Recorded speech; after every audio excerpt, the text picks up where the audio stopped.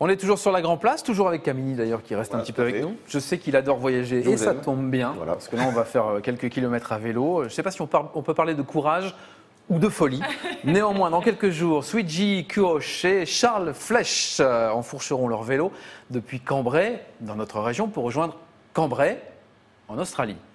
Ça fait combien de kilomètres ça, les amis ? À peu près 23 000 km. 23 000 kilomètres. C'est pas rien. Petite aventure. C'est ce que je fais en une bonne quinzaine d'années.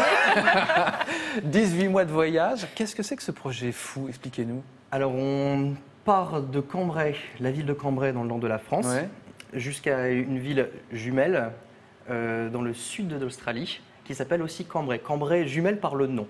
Après la Première Guerre mondiale, les Australiens ont renommé des villes qui avaient des noms allemands. Le Cambrai s'appelait Rhein-Villa, la villa du Rhin.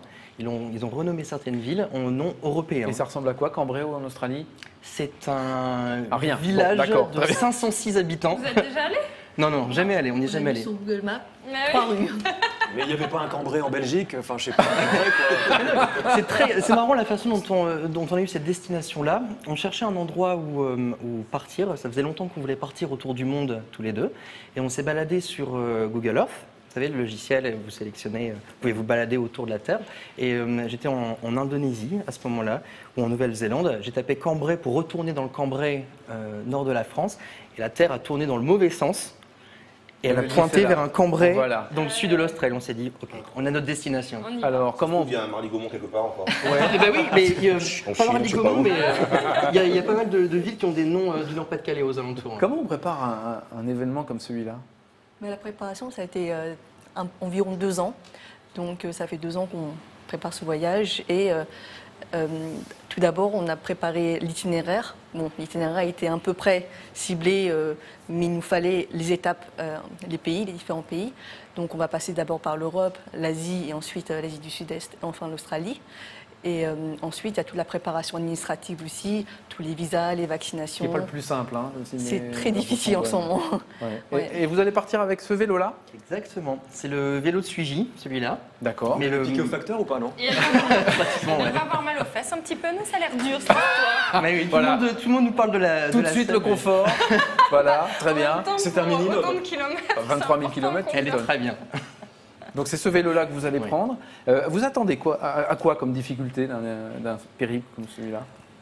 Ça va être surtout une difficulté mentale, réussir à arriver jusqu'au bout sur la durée. C'est 18 mois, c'est long.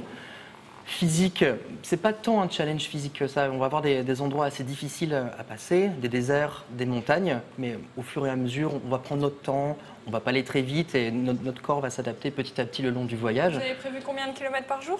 Pas beaucoup. On a prévu à peu près 60 km par jour. Donc en vélo, ça se fait très bien. Et on a rencontré énormément de cyclistes qui ont fait ce genre de voyage. Et tout le monde nous a dit une moyenne de 60-80 km par jour, c'est très bien. Le corps s'y fait, le corps s'adapte. Vous êtes ensemble dans la vie ? Oui.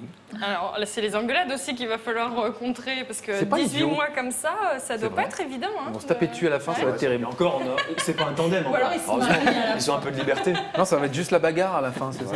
C'est pour chanter. En fait, ils font la promo de mon clip en vélo à travers le monde. Merci à vous, c'est cool. On ne partirait pas ensemble si on savait qu'on ne pourrait pas partir ensemble. Quel enrichissement vous attendez de ce rendez-vous-là ?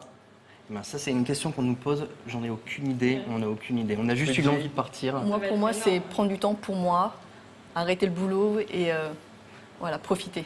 Ça va vous changer de la vie londonienne, parce que vous avez passé quelques années à Londres. Ouais. Vous revenez en France et pas s'y repartent directement. Bon, en tout cas, on vous souhaite bon courage. On pourra suivre l'aventure par Internet ou pas ? Oui, sur le site cambrai-cambrai.net. Et aussi dans l'Observatoire du Cambrésis, où on va écrire des articles mensuels. Moi, je pense qu'on pourrait les faire intervenir de temps en temps sur la Grande Place. C'est sympa. Ah ouais. Bien, pour vous un petit peu. Moi, je veux bien venir avec vous. Oui, il faudra mettre des chaussures. On a pieds nus, Je te rappelle qu'elle se balade pieds nus, donc sans chaussures, ça va pas être facile. Vous aviez deux petits messages à passer, profitez-en. Oui, on essaie de faire passer ce message-là. Nous sommes tous les deux fans d'ACDC. Et donc, si jamais quelqu'un connaît quelqu'un, qui connaît quelqu'un, on voudrait rencontrer Angus Young, le guitariste du groupe, sur le trajet. Attends, on va demander à Camini. Australien. Camini, il a des relations ? Non. Non, bon, il ne peut rien faire. Et on voudrait. C'est le showbiz, Angus Young, là. On voudrait faire un petit coucou au meilleur réalisateur de France, Nico Delbecq, si tu nous entends. Ah ouais, c'est le nôtre. Allez, coucou. Bah, ça va, il est content maintenant, on a parlé de lui, tout va bien. Allez, un petit coup de météo avant de se quitter.